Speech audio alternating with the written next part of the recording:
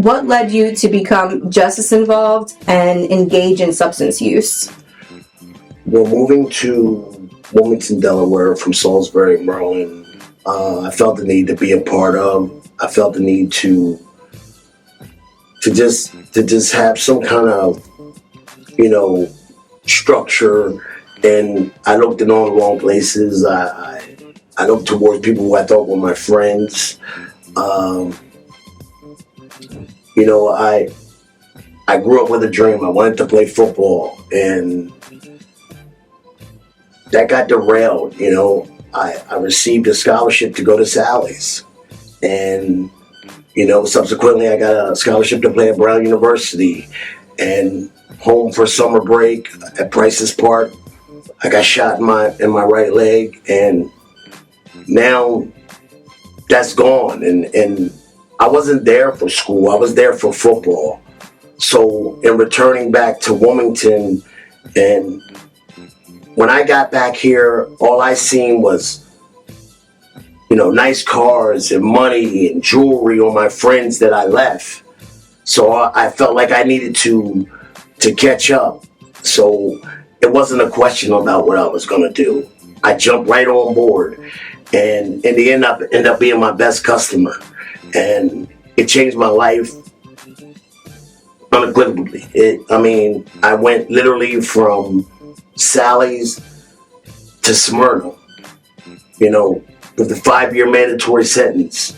And that when you get there, and it's such a shock, you learn to be a better criminal, or you learn how to lean on your faith. And I didn't do that, so I learned to be a better criminal. And I just feel like that the program helped me, realize that I could be myself, that I had nothing to prove, and that no one's looking at me for my past. They're all about my future. Mr. K, explain how DCJ helped you. Well, first of all, I went from Salesianum High School to Brown University to Smyrna Prison. I never even had a traffic ticket. My life flipped completely upside down, and DCJ changed my life because it gave me an opportunity to be real. I met real people who looked after me, who cared for me, literally when I got out of prison, I was told that you don't have to worry about your rent, you don't have to worry about rides to probation, job interviews, medical appointments, and these things were pivotal for me because these are all things that I face when you get out of jail. How am I going to get to probation? And prior, I gave up. I can't get there, so I'm not going.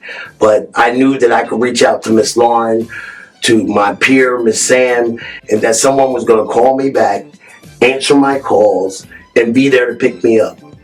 I knew that if I had 5 job interviews a week, that she would be there to take me, that she would help me. And the biggest one of all was I didn't have to worry about where I was going to live. That my rent was taken care of, because I knew for a fact that if I didn't have anywhere to go, then I was going to go back to what I was accustomed to, which was being in the streets of Wilmington, because you could couch surf, you could,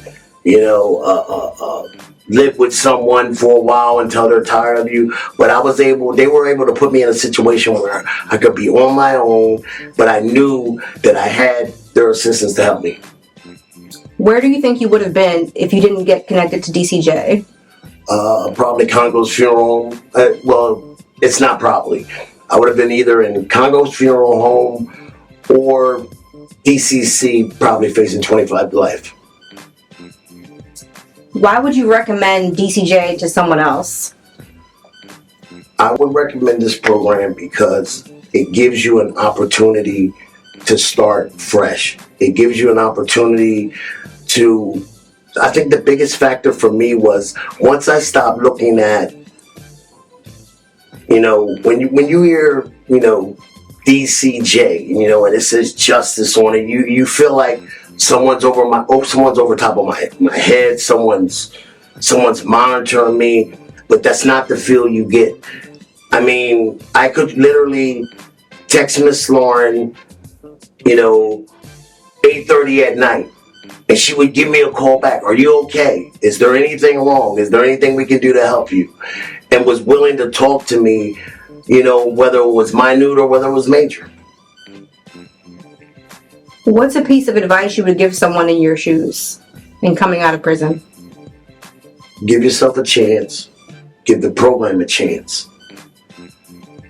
If you wanna start a new life, reentry, DCJ is the program that's gonna work.